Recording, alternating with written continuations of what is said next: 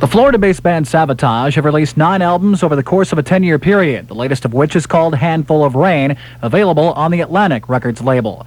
The primary songwriters in the band are former vocalist John Oliva and producer Paul O'Neill. I asked vocalist Zachary Stevens about how the band goes about writing a Savatage album.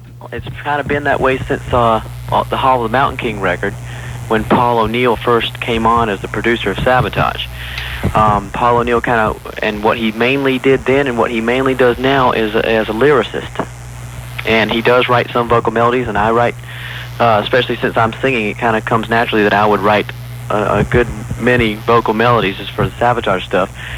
And, but we kind of get together, the way we get together to write a record is basically, well, this past time was a bit different, as, obviously, but basically, we just kind of go up to New York and sit in a room with a boom box right in the middle of us and just go. So it's kind of a situation where John comes up with probably the initial, musical riff, and then I would start singing along whatever comes to my head, and then Paul would, think about what is this song about, and maybe jot down a few lyrics, and we'll try a few different vocal melodies. So it's really kind of hard to say who writes who as far as or who writes what as far as different musical ideas here and there, but that's usually the way it comes up. And what we do, we take the best of what goes down on tape, and then we just kind of put together like a compilation tape of all the best ideas that came off the top of our heads.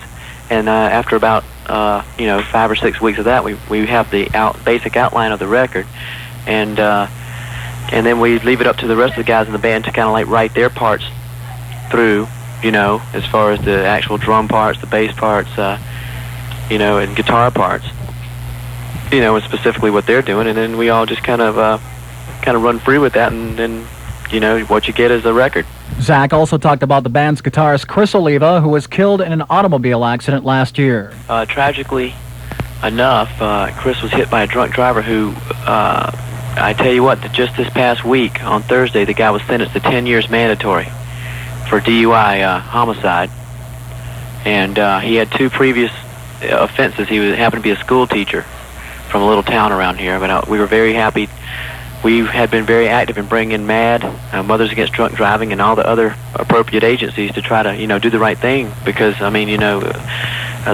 musical world had suffered a major loss with this, and we did not want the people to forget that, because the attorneys and everybody like that, they want time to go on and for you to forget. But we stayed very intense about it, and the guys could put away for 10 years, which is not enough, and nothing can replace that or cover that, but at least it's some kind of justice. But we feel good that we stayed active with the case, and but that just happened, so I figured I'd let you know. He was hit by the guy and pretty much head on. He fell asleep. The guy fell asleep and came over like 5 lanes. It was incredible how far this guy had to come to crash into Chris and his wife. But his wife, Dawn, is doing miraculously well after the accident. She had quite a lot of breaks and some back problems, but she's come out of it really miraculously well. She's had a lot of support around here, and we're really, our prayers were always there and still are, and the family's doing okay. But basically, we didn't really have a choice. We had to go on because we owe that to Chris. It's our responsibility as a band to not let the world forget Chris's legacy. He put 13 years of his life into this organization, and John Oliva is still very involved in it, and it wouldn't be right for us just to close up the tent, because the world would forget very quickly, and I know personally I wouldn't want to live with that. So, we had a lot of music in us, and of course that event inspired a lot more music, the music that you hear on Handful of Rain. And, I guess you don't really have a choice. You have to do the right thing, for Chris. And the thing is, a lot of bands have been through this, and we're just one of the ones who has to kind of roll and continue on. Zach says he's excited about going back out on the road, and talked about the touring band as well as the actual tour plans themselves. John Oliva is actually going to be accompanying us on stage. Oh, wow. If you knew that, he's going to be playing keyboards and a little bit of rhythm guitar. Alex Skolnick's going to be on lead guitar, myself on vocals, and it's kind of like the family's going to be together again in a way. So, I felt it really appropriate that I asked John to come on out you know, because I really, you know, we're like family, you know, and I just kind of felt more comfortable. And I asked him, and he said he would, and I've been very happy since then. We've been rehearsing the thing, and it really, really sounds great. I think you're really going to get a kick out of it because you got John back in there, and it's kind of brings the family back together, you know what I mean? Uh-huh. It's going to be cool. Great. I was going to ask you who is all going to be involved in the touring band. I imagine, because I know last time that Steve didn't go out with you, and I know Johnny Lee was there, but are they going to be out too as well? Yeah, as it stands now, there's a chance that Steve, I don't know exactly what's going on. He's going to school. He started getting into the aviation thing. Aviation school. Uh-huh. But actually, I have, no matter what happens on that, we're very prepared, and we're hoping, you know, that'll work out. But, you know, I think with the rest of the, you know, lineup intact, it's going to be great. It's going to be good no matter what happens. Yeah. We got it all together. Great. It's going to be really hot. And we're starting the tour right here, the 28th, right here in Florida. We're going to Miami and then Orlando, and then we're playing our home show in Tampa on the 30th, and then we're taking off for a month and a half all over the place. I also asked Zach how guitarist Alex Skolnick became involved with the band. Well, it was pretty easy. He was the first and only guy that we called, and we were up in New York, you know, writing material for the record and, you know, trying to figure out who exactly we would want to come in. And, you know, Alex's name came up just because he's a good friend with the band. I mean, they did, you know, a few tours with Testament years back.